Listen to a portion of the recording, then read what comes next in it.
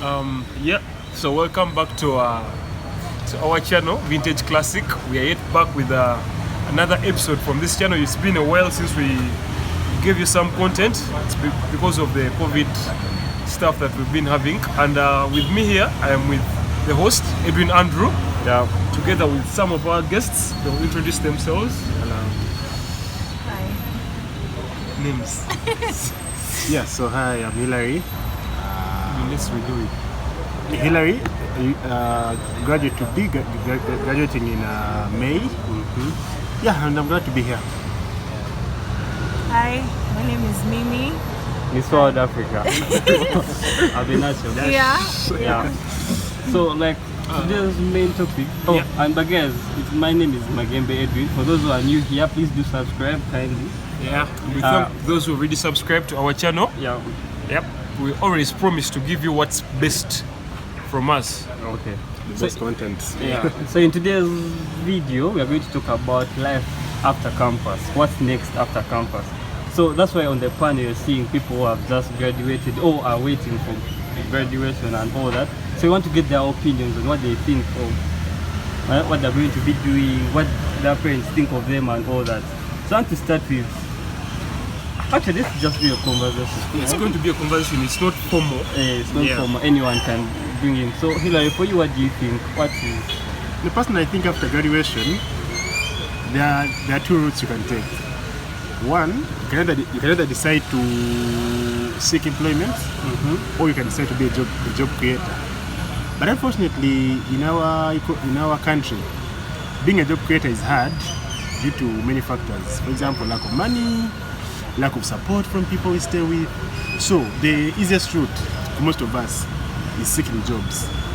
And now, when one decides to seek a job, it again becomes a challenge because most of the companies that are hiring now are looking for people with experience, which most of us who are just graduating or have recently graduated do not have.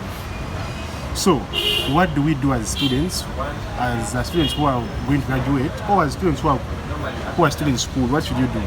I think one of the things we should do is empower ourselves with skills that will enable you overcome some of the challenges in the job market. Right now, organizations are looking for people who can work, not who are going to be trained. Because as you know, we are in the COVID era, and COVID is a global pandemic. This means that many companies that will be hiring us are no longer hiring, but are rather restructuring to try and reduce the costs. Yeah. Now, if companies are moving their funding from hiring to restructuring, if companies are no longer hiring but restructuring, the chances are high that for you to be hired, you must be outstanding. Yeah, you cannot just be an average person Yes. in what you're doing. You've got a point. So like there's that big thing you talked about, companies are looking for people who are skilled already. They don't want to go through the training process. So they want someone with experience. So what is an undergraduate going to do in such a situation? Okay. What do you guys think? In my point of view, after graduation, the biggest limit they call them graduates or graduates. Graduates, those The biggest limit to Ugandan graduates or even across the world is because they are limited to their document. The more somebody thinks that everything they are going to get after school is going to come through their document, the more limitation they get. So for example, somebody could be an artist. Like since you're a kid, you've been an artist, but when you went to school, you became a doctor. So when you're done with campus, it is time you can put your art skills to the test instead of only focusing on the document you've been studying for. So the more we open up our minds to what we're already good at and not only limit ourselves to the skills we've got from the document of school, I think is the more we thrive after getting done with school. For example, you can find somebody who has been a news reporter. I have a friend of mine, he's a brother of mine and a workmate of mine. He was a graduation with the New Vision. But when he joined New Vision, he had a side hustle of working in Owino.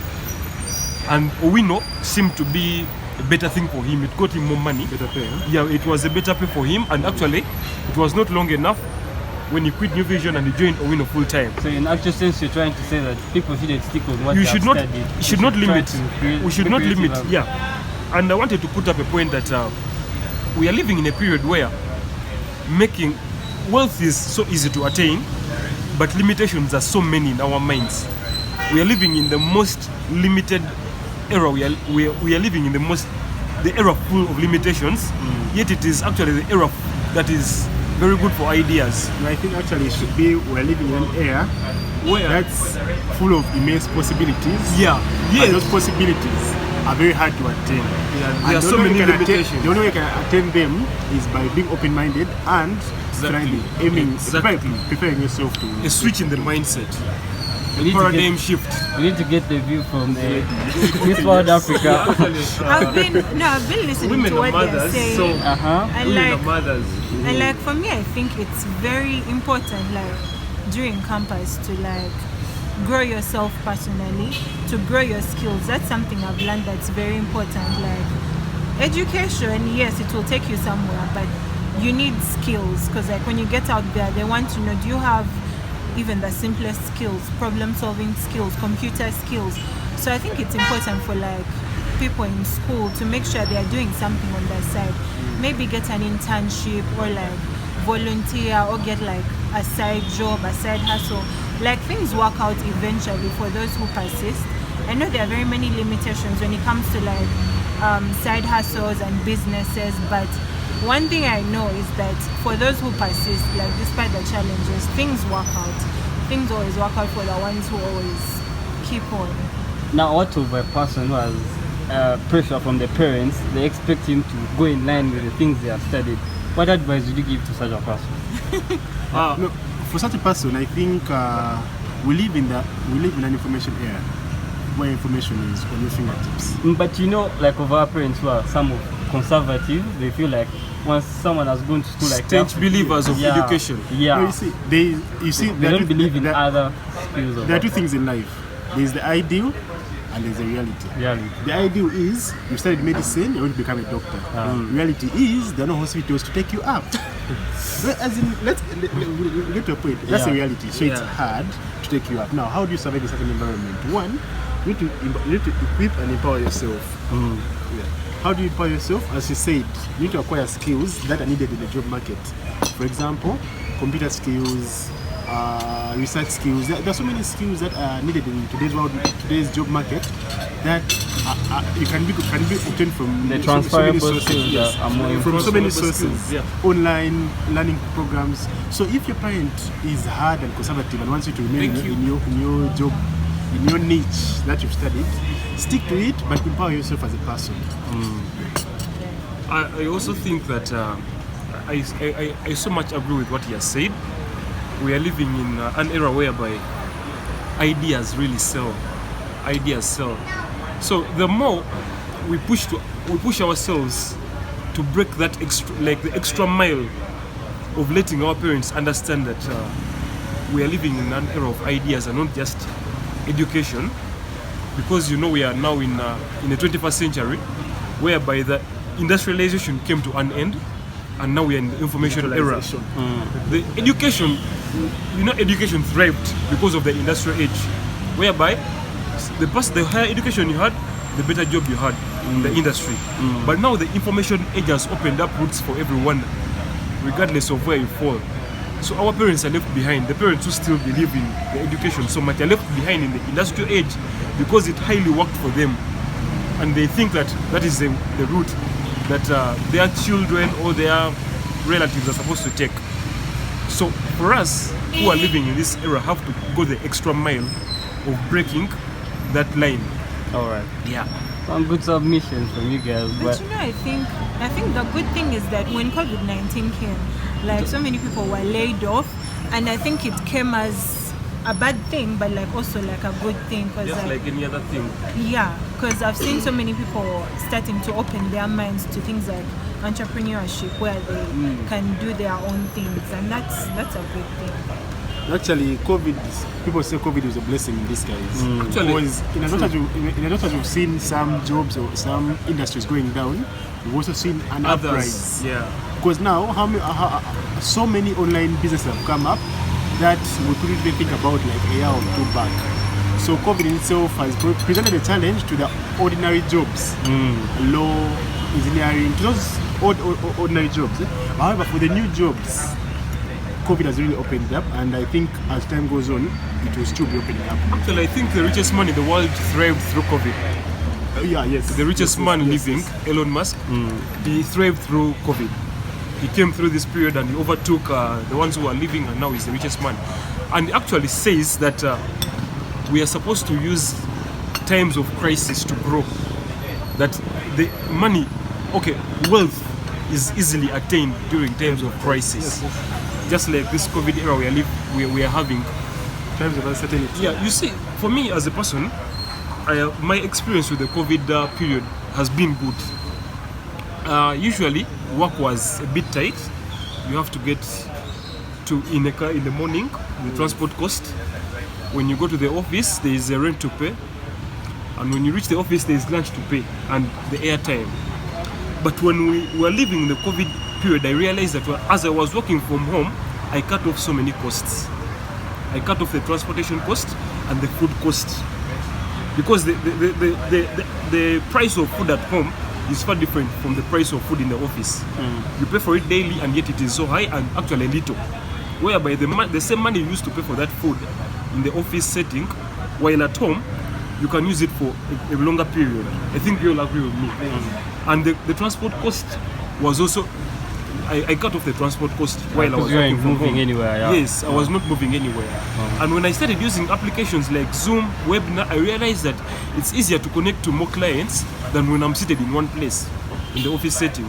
Because the Zoom can handle so many people at a time. You connect with many. Yeah, I connect with so many people. That means I can easily increase if I'm a salesperson, I increase my sales. I widen my sales, and while I'm seated home, which is not the case when I go to the office and I'm limited in just one place like this.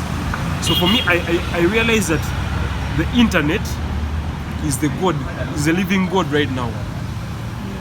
And we should use it to the maximum. Yeah. But people use internet for many things these days. I see vlogs of nasty stuff. But it depends. Actually, the two richest people right now have got their money from the internet. I think actually this Amazon guy. Amazon. Yes. All the 5 top richest people in the world are internet users. Yes. So, like they say, for every good thing there is a bad thing. People are benefiting from the internet, and those who are not benefiting from the internet. I would also like to say that some people use internet for nasty stuff, just for nasty stuff, while others use the internet for nasty stuff. Others to put there are people who use internet for nasty stuff, but to make money out of it. Influencer. Yeah, like they make money out of it. You know, this OnlyFans stuff. You know, there are some videos that trend around. I'm just being realistic. There are videos that come out and they have OnlyFans, and somebody is actually making so much money out of what they are doing because they are selling themselves out to a number of people and making money out of it. Not just. And what's interesting is that all those people who are making money off the internet are about our age range. That is true. Recently graduated or graduated less than 5 years back. Very right. So as people who are about to graduate or who are done with school, I think we should also find a way of empowering ourselves with the internet to see that we can also make some money out of it. Because remember, the world is moving very fast. And if you stay, like they say, if you don't change will change you. Yes. So COVID brought change, and people have to change with it. Yeah. So if we don't change as people who've graduated, and we stay with the same mentality that people who graduated 10 years ago have, then we shall have challenges. For example, I personally lead by policy of 10 to I call it 10 to 1. It's 10 applications for one interview. So I try as hard as possible to make 10 applications, and in those 10 that I ensure that I at least get one interview. Now, if I don't get one interview, what does that indicate? No. That means that what I'm doing is wrong. So as graduates, you have to switch yourself to something else. It's either I switch my CV, it's either I switch but here, your CV or skill. You're talking from a perspective of someone maybe who has passed well, like in high school or graduated with good grades. Now in the world where there is who knows you, even people with less grades can attain a job. Somebody straight from the farm. Can I tell you a story? You told me. Because now this is about who knows you. No. It's not about how many grades you have. I tend not to agree with that statement to a certain extent. during internship, when we were at school, we applied for internship. I personally applied to Bank of Uganda, knowing that here it is who knows you strictly. And I was shocked. Yeah, I was sure, called, yeah, and I was given. However, on the last day, Did it work like, were you known? no, Or you were lucky? The story is going. Oh, So, however, on the last day of our internship, they took us out for lunch. Then they started asking us, who brought you? Who brought you? Who brought you? We were 6 in our department. And of those 6, 5 were brought by Someone. someone. And I was the only one who just applied and got On the merit. job. On merit, like clean. And that thing made me That believe simply that shows that on a scale of 1 to 10, like, yeah, there's that one person who doesn't need the connection. and that's my point. it is 8 out of 10 that go to places, get jobs because they know someone in that organization. And that's my point. That why not you be exceptional? That you get a job. Like we as graduates need to make ourselves stand out, either by making a good CV, by having a good cover letter, or by empowering ourselves with good skills that are needed in the job market. Now, you find a graduate who is still using a CV that was used 10 years ago. You get like right now, when you go to Google and look for CVs, they'll give you different formats. But you find people who are stuck in that age of name, age, sex, all those things. Like the older you get, such things you get. Now, how do you expect such a person to be called for an interview if you have something like that? I think we need to look out for the soft skills, as you said, and then find over applying them to ensure that we stand out. Because the only way you're going to get a job in this COVID era, where companies are downsizing and restructuring, is if you stand out. Exactly. So, Mimi, do you have any other submission that you can give to someone who is there at home, just on the internet, Facebooking, WhatsApping, not doing something for themselves? Well, my message remains the same. Like, people need to equip themselves. Like, do courses. It's not on- about what we have learned right now. It's about, do courses on Coursera. Like, equip yourself with skills, because like in the HR department, like when I was doing internship, like I used to look at people's like qualifications, and I noticed that the people who are at the top, like they have so many qualifications, but they also have other skills. So like when they're laying off, like people who got in through like connections and what, like but you have nothing to offer, like And- definitely you have to there's something I wanted to submit here. What of this? You guys haven't talked about the networking. You're only talking about the connections. Do you think it's also Yeah, necessary? networking. Yeah, actually, The I was network we supposed make. to. The people we associate Yeah, I was with, going where to are they taking us? talk about just something. to answer that, I'll answer that with just a few words. Your network is your network. Yeah. Anyway, we are living in an era that is so full of pride and ego. You see so many statuses of our colleagues, or even, maybe even one of us here is a victim of what I'm going to say. Somebody nags you, a friend of yours nags you, and you're like, I'm blocking this person, I'm deleting contacts. Yet we are living in an era of contacts. You need the One day contact. you're going to own, let me say, you're going to own a boutique selling babies' clothes, and everybody in your circle has everybody has been giving birth. All the people you deleted, blocked them. all the people you deleted, yeah, you cut them off. We are living in an era whereby you don't delete a contact, whatever the circumstance is. Let somebody delete your contact, but I advise people never unless to delete. you're threatening your Okay, life. yeah, by the way, if it's a threat to life or family, yeah, of course that is Definitely. inevitable, you have to do it. But these minor arguments of somebody said this about that, No, don't you know, even know I about think it. it's important to have boundaries. Yeah. Like have boundaries with people. Know that these are just acquaintances, or like if someone is a close friend and they do something, I'm just pushing them to like acquaintance level and what, so that you know, if you ever need them, you can easily access them. Well, I think I want to disagree with what he has said. I believe in your phone book, 80% of the people there will not help you when you're in need. 80%, roughly 80%. Okay, maybe let's do 70. Will not help you when you're in need. Why are you saying so? Well, I'm saying so because your real people are not in your contact list. Your real people are the people whom you talk to.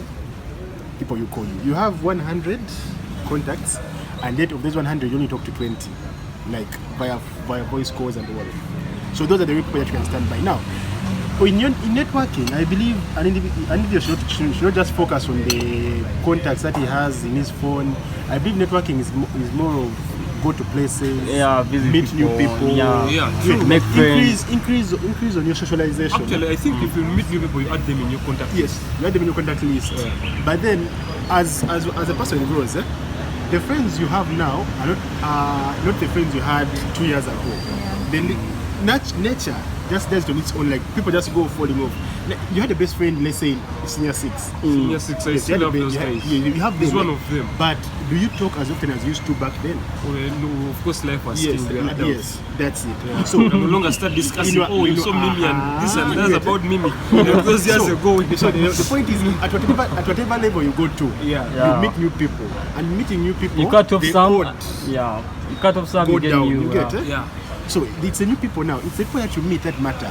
If you go to, if you spend your You time, can have a small circle, but serious people. yes, with serious people. I you get it? guess, yeah. If you spend your time moving around in the wrong places, definitely you meet the wrong people. And as the saying goes, show me your friends, And I tell you and I tell you who you are. Yeah. Okay, but I give you a very clear example. I said there are times where you're going to make sales. I'm speaking as a salesperson. I'm going to make sales. Even the last person I expect to support me might need what I'm selling, regardless of how close we are, regardless of where they fall in my circle. I'm selling something that they need.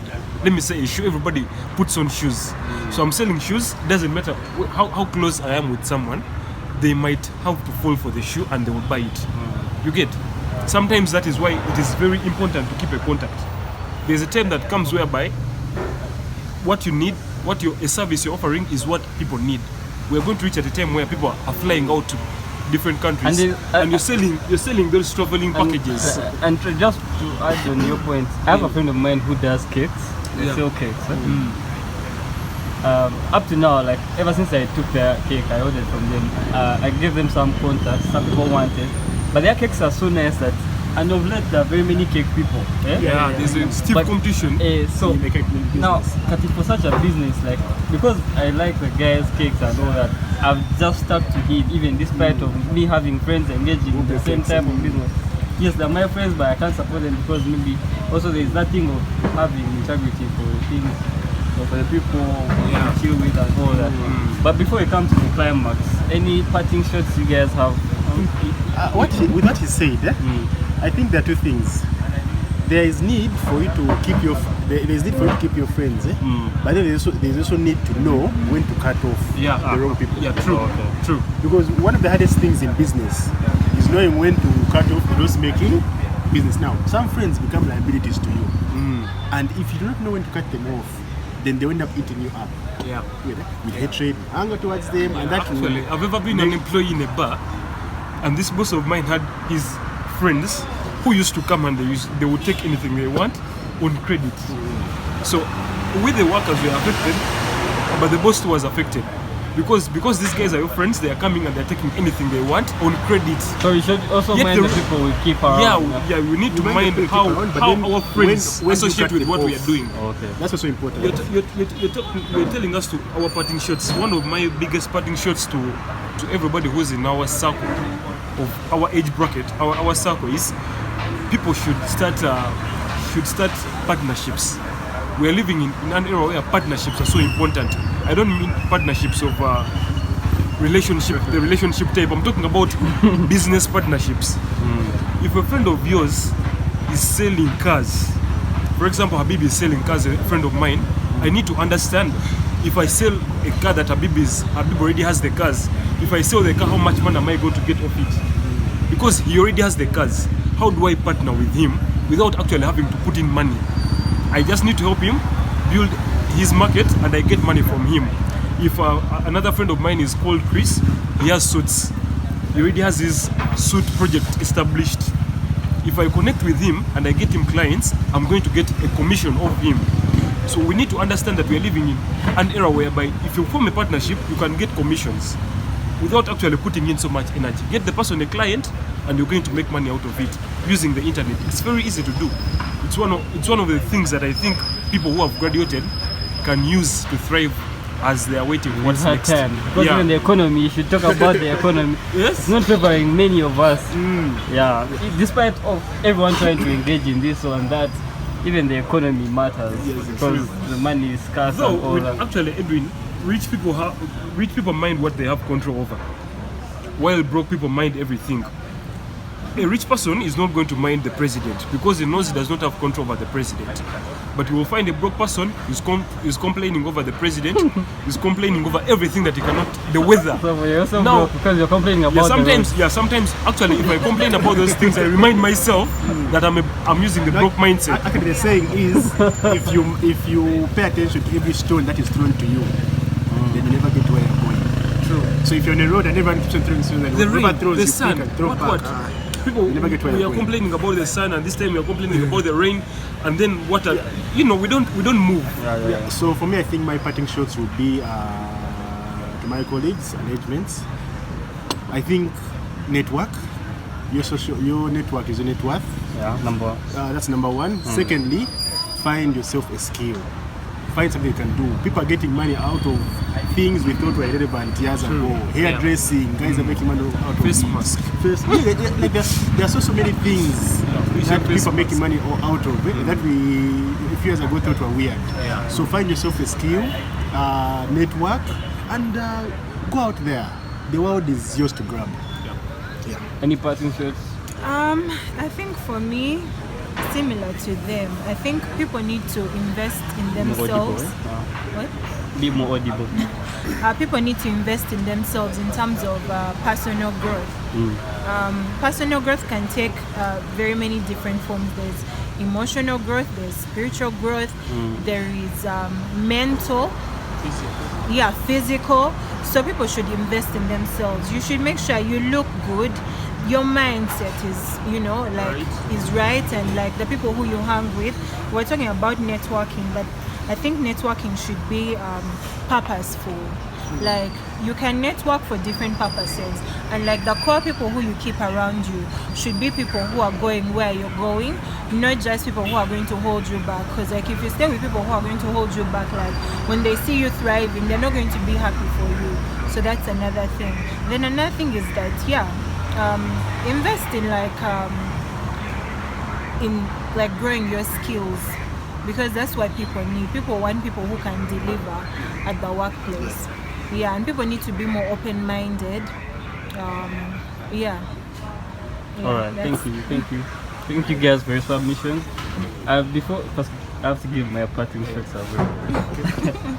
My advice to guys who are watching this is try to do something. At least put your foot somewhere. If you're doing something, engage and be tenacious. Hold on until something works out. Don't just be there and be like, I've given up already. And Jack of all trades, jumping on this and that. Jumping on this, stick on one thing, master it, then everything, leave it to God. For those guys who haven't subscribed, please subscribe. I remain Edwin Andrew. And by the way, before we close off the show, a man here, Hilary, I want to say congratulations to him. He's only one of the few guys who got a first class in our course. Wow. Industrial organization psychology. That's great. His mindset has to be lit. Same with Miss World Africa here, Mimi Abenacho. You can follow her on her YouTube channel as well. Miriam Abenacho. Even on her Instagram if you guys want to. So let's do cheers for Hilary for getting a first class and having a Miss World with us.